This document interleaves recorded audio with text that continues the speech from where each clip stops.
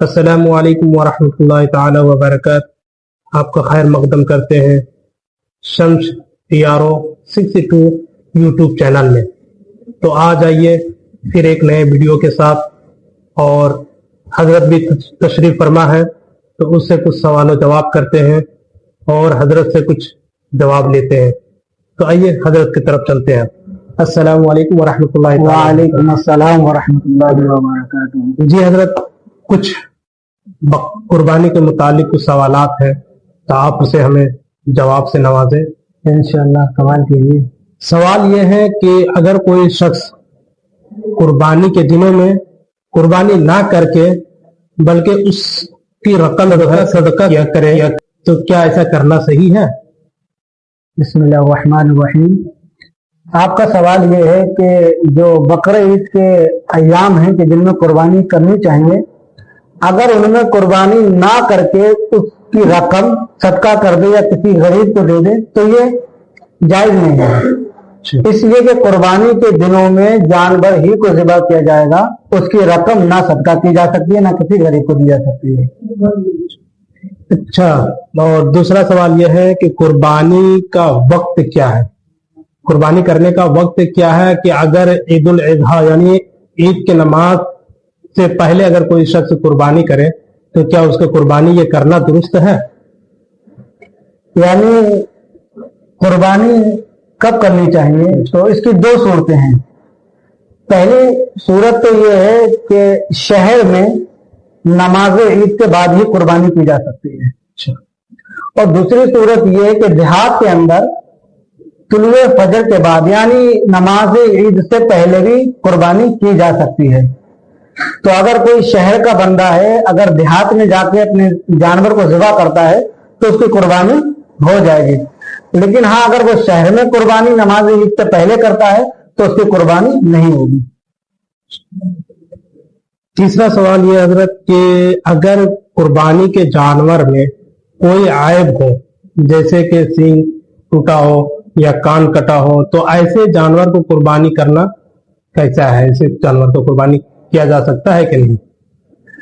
قربانی کے جانور کے بارے میں یہ ہے کہ قربانی کا جو جانور ہو وہ بے عیب ہونا چاہیے۔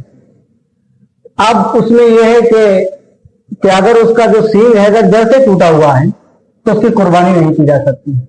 اسی طرح اگر اس کا کان نہیں ہے یا وہ پاگل ہو گیا ہے اور چرتا بھی نہیں ہے، یا اتنا کمزور ہے کہ وہ کھڑا بھی نہیں ہو سکتا، یا اس کے پیر ٹوٹا ہوا ہے یا پیر کٹا ہوا ہے اور وہ جہاں اس کو ذبح کیا جائے گا وہاں پر چل کے نہیں جا سکتا، اگر اس کے پیر میں اتنی تکلیف ہے تو اس صورت میں بھی اس جانور کی قربانی نہیں کی جا سکتی۔ اچھا، اب چوتھا سوال یہ ہے کہ قربانی کے جانور جو ہے اس میں کتنے حصے ہوتے ہیں اور اس میں کمی بیشی کی جا سکتی ہے کہ نہیں، اس کے بارے میں آپ بتائیں۔ اصل میں جانور دو طرح کے ہیں، جس کو ہم کہتے ہیں کہ بڑا جانور اور چھوٹا جانور۔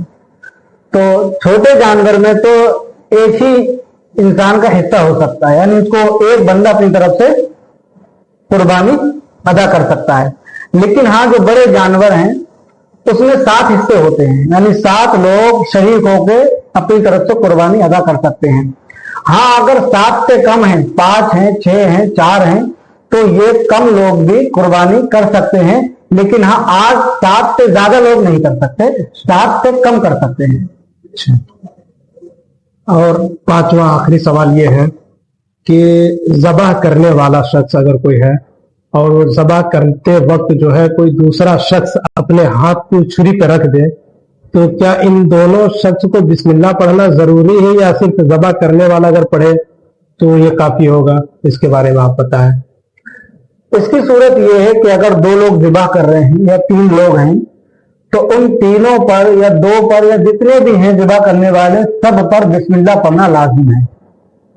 ہاں اگر ایک بندہ ذبح کر رہا ہے اور ایک نے اوپر سے چھری پہ ہاتھ رکھ لیا تو جس بندے نے چھری پہ ہاتھ رکھا ہے اس پر بھی بسم اللہ پڑھنا لازمی ہے۔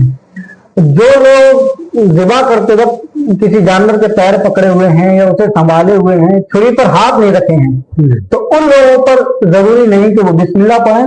ہاں جن لوگوں نے چھری پر ہاتھ رکھا ہے یا وہ ذبح کرنے میں شریک ہے उन तमाम को बिस्मिल्लाह पढ़ना जरूरी और लाजमी है। माशाअल्लाह, सुभान अल्लाह। ये थे हजरत जो है तमाम सवालात का जवाब दिए अल्हम्दुलिल्लाह। अब आप लोगों से मुअद्दबाना और मुखलिसाना गुजारिश है कि आप हमारे YouTube चैनल को सब्सक्राइब करें। फिर इंशाअल्लाह अज़्ज़ा वजल नेक्स्ट वीडियो के साथ मैं आप लोगों के बारगाह में फिर हाजिर होऊंगा। अस्सलामु अलैकुम व रहमतुल्लाहि तआला व बरकातुहू।